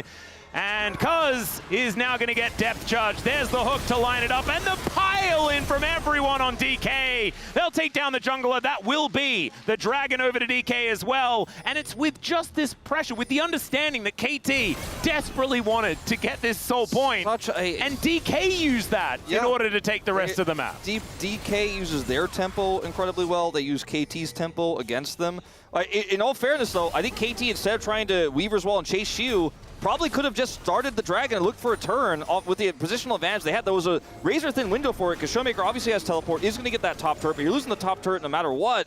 But that chase meant that they got nothing, did not get the Dragon, and I mean, this is a disaster here for them now, 5,000 gold behind. Didn't get that soul point. I don't think they're ever going to have an opportunity like that again for the rest of this game to secure a Dragon. Very unlikely. Yeah, she also going to be able to take down this bottom outer turret as Peter was on that ward. So not going to be backing right now. Voidseeker also attempting to stop him there, but he's got a shield, so he'll be fine. KT going to need a whole lot more. They are 6,000 gold behind. Yeah, close to. It's kind of crazy that DK have been able to do this. Of course, winning some team fights certainly helpful, but a lot of it is just playing the map better. Now, you know, if Barrel gets caught a few times, and BDD picks up some kill. I mean, there are ways, like we have seen bigger throws from D+ in D+ versus KT series than what this would be. Oh, like, yeah. It could happen. I mean, they did just lose a game to B&K. Yeah. That happened recently. Although B&K did also just win. Maybe B&K aren't quite as bad as we thought. But, I mean, right now, the game plan for KT is to, you know, hope D+ take a risky Otacon, so like stay around the area, you know, let's see if some of the magic resistance shred comes through and then BD pops off in the fight, somebody overextends, Barrel gets caught on a ward. You know, these are the types of things you're now praying for if you're a KT Rolster fan. When you had so many other avenues, so many other win cons before this, I mean, the comp can work from behind. It's just a question of how far behind is too far behind. I think the Dragon situation is the only thing that KT can really lean on here, because they're not going to be losing Solus. Cuz diving forward, was looking for that barrel angle like you were talking about. He's trying to taxi his way through the rest of TK, unable to collapse in time though, and they just lose their Nautilus. Showmaker level 16 there towards the top side, now looking for a bit of a reset himself as Casting looking for an angle, but doesn't get the wallop. Does get the Gnar into the wall though as Shiu. Still, there's a wall coming down, and with the World Ender, I think Shiu should have the movement speed to try and get out. But you can see the rest of KT are now collapsing on the situation. Showmaker's is moving in. Yeah, you're exactly right. Can Shiu survive for long enough? That's the question, as he gets stunned up by the rocks and will get taken down. 4 members going to be enough to deal with the Aatrox as the rest of DK shove these waves in. And that is more money going to the wayside for KT, but at least they get their mark. Yeah, they at least get that kill. And it's not as disastrous as it was in Game 1 in terms of cross maps. It's not like D+ got Otacon for Shiu, you know, which they might have actually been able to do had they realized how many members of KT were really going to show up there. But it's a small victory that doesn't lead to anything else. You know, Shiu's going to be up in 20 with teleports, so KT can't rush Otacon in the interim. It's a small victory, but it in itself is not going to be enough to put KT back into this game. Well, 10 seconds until Shiu's back up again, but he does have teleport, so he can be anywhere at a moment's notice. If KT win a fight here, miraculously, they get Otacon, they get Baron, they've got Tristana, maybe that's their way back into the game. One more chance, one Hail Mary, that's all they got. Well, Peter taking a bit of damage from the doggos, but not too much more here. Showmaker on an angle, Cuz he thought he might have had it. but they didn't have quite enough backup in time. As Casting has Mega Gnan now. If they wanted to actually teleport him in, he might even be able to get an angle. He's going back home first, though, as we can see. And this wave pushed all the way towards the top side. This is dire. This is very dire. Yeah, Beryl, no Hex Splash, does have his Flash available, as Cuz is going to find Beryl as the Baron does spawn. Showmaker, though, has found the angle, and Beryl was a bait all along. It's Lucid that takes down the enemy jungler. Shiu could be in trouble here, though, as he does have the shield, but it's not quite enough. Peter going to be taken down as the Dog's getting these resets, and Doctorm out of position and destroyed. That should be an Otacon. That should also be a Baron, and DK not messing around in game 2 today. Yeah, Beryl looked like a juicy target there. They thought that D+ had backed away further, but they were still close enough to turn on a dime. Shiu shows up with a teleport, and despite dying, absorbs so much pressure, heals so much, shields himself. Oh, Casting, looking for a bit of an angle, but he just splits the Red Sea here as the hook does come forward. Beryl happy to sacrifice his life as the Baron is going to be taken here by the Nefiri. And they can get themselves over the wall here. Beryl actually can't. Casting could possibly have a bit of an angle. Looks for a boomerang, but does not get it. I mean, that will deny the Otacon, so small victory here again for KT. Yeah. It's always the small ones, sadly for them, but... And when it's Voracious, I think getting the Baron was the right call there, because Voracious, I feel like, is a bit of a win more button. Baron should be able to, like, lock down a bunch of these turrets and give KT full dragon access forever. In live, taking the dragon, that is going to be Hextech Soul Point. I mean, this is just, I mean, Lucid plays this really well. Gonna have to try and get in here and go for a steal. Doesn't manage to get it, and that's Cuz grabbing Soul Point, I believe. It is. For KT, there it is. Yeah, and that means that, you know, 8,000 gold behind if they can do it one more time. There's a real good chance they can win some later team fights. You know, unfortunately, though, the stacks in the Death Note are reaching maximum very quickly. Oh, man, that's 18. 18 he's on right now, and they are going to be able to start this Otacon again. Oh, Beryl just slightly seen here as Control Vision is going down. On the flank. Shiu on the back of the pit, yeah. As Lucid holds on to the Otacon, keeps him interested. Orbit Deception flying in, Casting not taking too much damage from that one, as the full wraparound here from the Aatrox is so scary. Beryl just careens over the top of KT and then finds the flash hook onto BDD. The seismic shove is good, but it's onto the Aatrox, and they all just pile in on top of this Tristana. No option at all there as Peter looking to try and get out, but he's not going to. Double already here for aiming, and it's also a double for Shiu, the young player, an absolute monster in this game, Cuz nowhere to go outside of into the Raptor pit, where Lucid is just going to dive on over. I think they may let Vi live for now, but I don't know whether the same thing can be said for the Nexus. Showmaker maxing it out, and the crazy thing was the turn onto Shiu in this fight. It looks like initially like, oh, he's messed up. Like, that's a Talia. Hold on. Shiu can't pull off Bison, but he's Aatrox. And watch this moment where they actually decide, okay, we're going to turn onto Shiu, and they chain CC him. And look at his health bar. It's just not going down, is it? It's really just not going down. No, he presses Worldender and then like auto attacks a couple of times, and he's back up to half health. It's all fine. Cleans up the rest of these kills. I mean, if it was almost any other top laner, maybe you actually punish and you can turn that one around. Peter has the re-engage, but unfortunately not to be, and that's Otacon. I don't know whether DK necessarily needed to get Otacon there. They could have possibly just broken most of the base off the back of that play, but definitely feels like the smoother choice, you know, the easier choice. I think if they had some more pushing waves that were better set up, I think they probably just ignore it and look for it. But there was only a little bit of time left, and I guess this way they figured they can kind of push this into a bigger advantage and look for you know, some dives on this bottom turret, for example, that's still out there standing gold. I mean, Showmaker, there's not much more he could do to showboat in this one. No, they're trying to keep it safe, extending the game a little bit, arguably, but keeping it the safe extension. Well, DK with full control of this Dragon Pit that's not going to be occupied for the next couple of minutes. Just instead trying to get these waves in order. It's the classic mid-bot push. And the inner turret going to be the first thing that needs to be under fire. Aiming Shiu and Beryl not quite able to get too much damage onto it just yet. But they're just making sure that Showmaker has a safe way forward. I say that as Beryl throws out an anchor, but Peter not going to get hit by that one.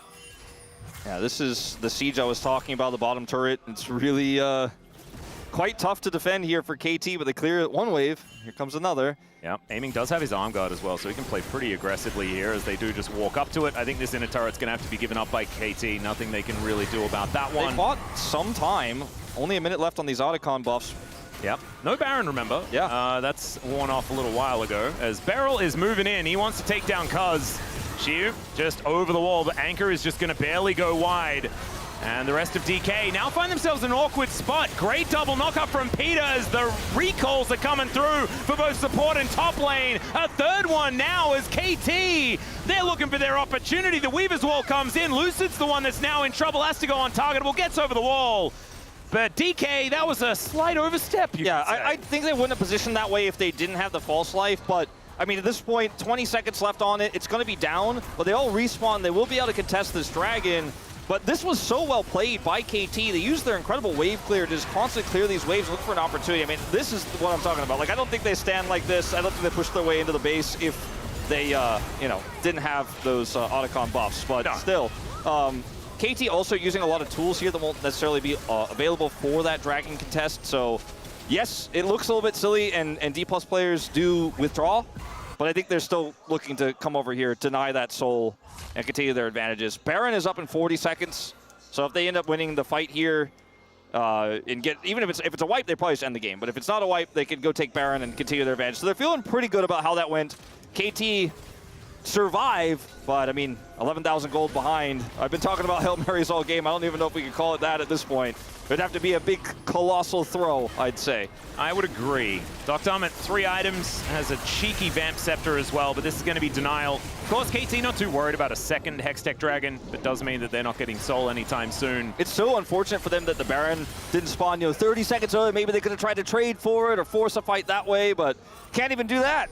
Yeah, and I don't even know whether... Do they want to be forcing fights? I feel like DK just win those. Yeah. They need to get picks. They need to find someone straggling. Well, they need to have prio on an objective to win a fight, and they just don't ever have that. So, fights are unwinnable with this deficit in gold, but even in an even gold game, I think it would be tough if they are fighting into all of this vision for D+, all of this control. You see the lack of information they have. There's just one ward in there. That's a cheeky one, though. It's giving them a fair bit of info. Yeah. Now, does Peter just go for it? I mean, he could just go for a grand entrance. The hook is just going to barely go wide. They're going to make the same mistake twice and engage on that Aatrox. That's the question. Yeah, Peter avoiding a bunch of skill shots here. Maybe there's an angle as there's the quickness. Dives in. They do get the Gnar onto 2. The health bars are just lasting for so long, though, as Dr. Ahmet gets knocked up. The Charm is going to connect, and they take down the Tristana. Shiu says goodbye to BDD. And Lucid on a nice angle here. Dives on top of Cuz. Predicts the Vault Breaker, and casting nowhere to go. Decent attempt there from KT, but DK, they read it in the end, and they should be able to end this game. Yeah, as you have coined, the wallets are heavy, and unfortunately, even with a miracle engaged there, it is just not enough. I love it that once again, though, we get proven that Peter's a good addition to this team. Unfortunately, they fell too far behind in that mid-game. DK just looking so much better, and in comparison to their first outing here for the LCK for 2025, this was way cleaner for D+ Kia. Showmaker going golden, having one of his best RE performances that we've seen for quite some time. He's always been good at this champion, but man, that was a showstopper.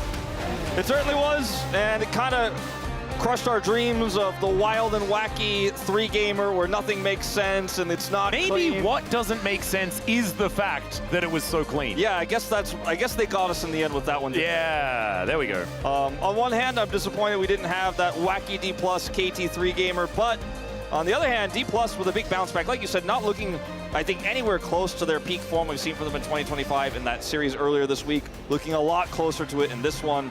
2 relatively weaker opponents, though, so far, but I think with what we've seen here, especially from this guy, I think against top opposition, this team could definitely make waves. Yeah, 100%.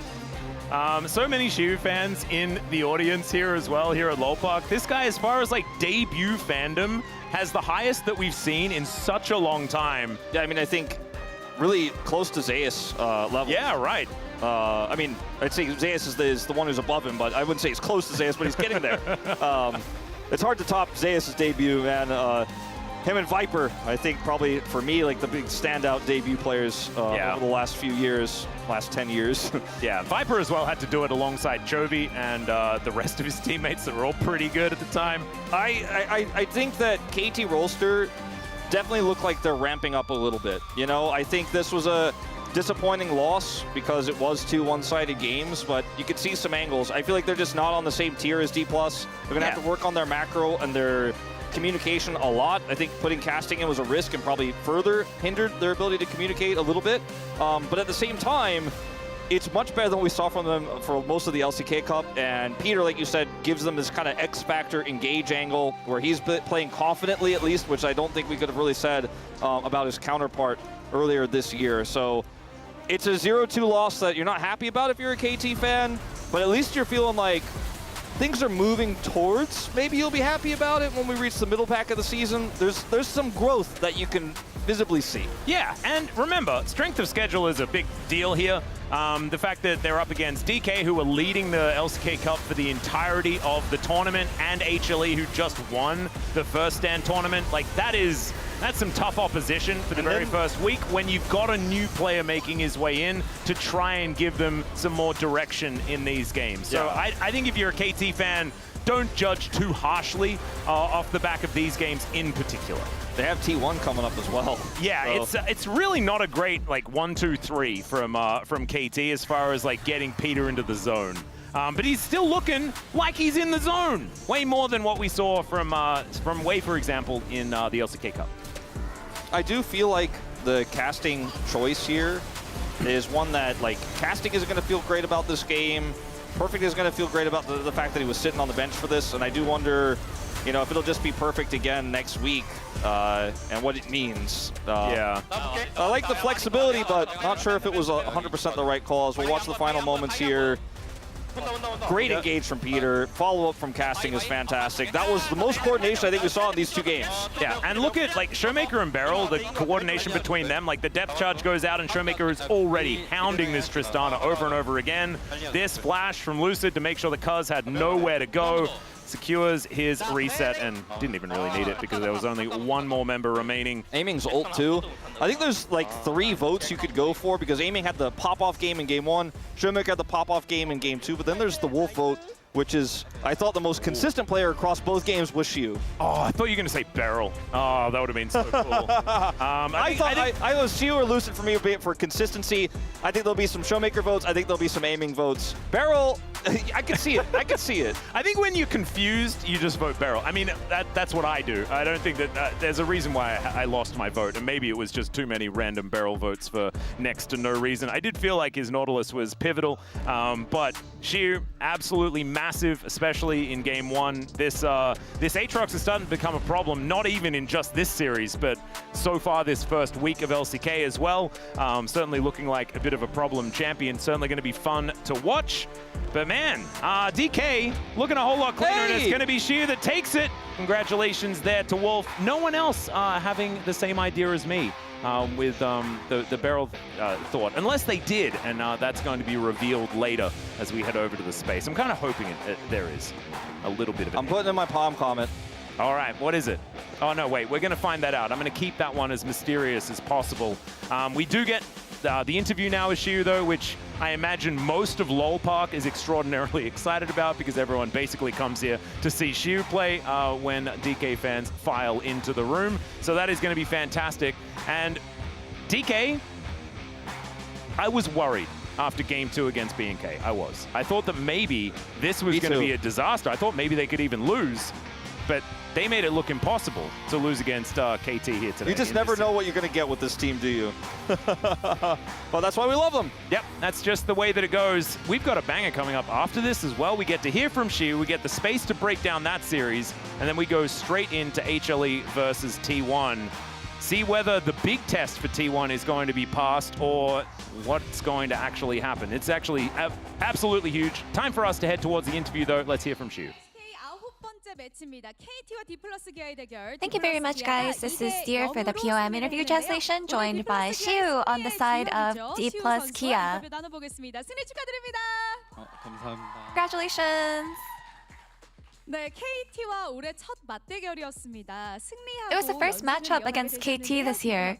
You took the victory and get to continue your winning streak. How do you feel? KT한테 많이 당했던 적이 많아서 You know, in CL, I feel like I remember getting bullied by KT a lot, so it makes me happy that we're able to win today.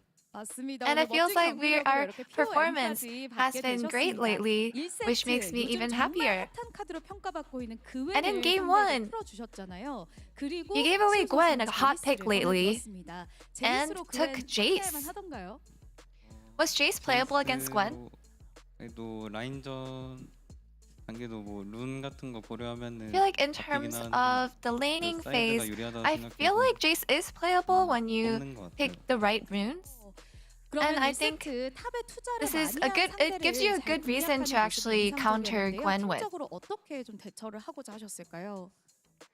the enemy invested so much in top lanes. What was the team's plan to deal with that? Yeah, I think there's a lot of action, especially during the void grubs and everything. And I think just being aware of their lane swapping and being ready for their tower dive allowed me to sort of prepare and get a good sustain throughout the game. And after Jace handling so much pressure, your bot was able to get a pretty smooth game. So how did you manage to survive and stand strong like that? Jace has a really easy time getting CS. I think while my teammates were able to skill, I think I just tried focusing on CSing and maybe taking some jungle camps. And in Game 2, the opponent swapped their top player. So did your team have any data on casting at all? Obviously, casting someone that I had to face in the finals in CL twice. 데이터도 많이 있었던 상대였던 것 같아요. So I think that's why I was pretty experienced and we had some data on casting. So what was the game plan to face casting? 팀한테 도움을 잘 준다 생각해서 Casting has really a lot of support, provides a lot of support to his team. So I think just being aware of his playstyle helped a lot. And in Game 2, the Aatrox and Fury synergy was on point. So would you rate it highly from playing it out today? 보면은 상체 조합이 뭔가 중요한 것 같은데.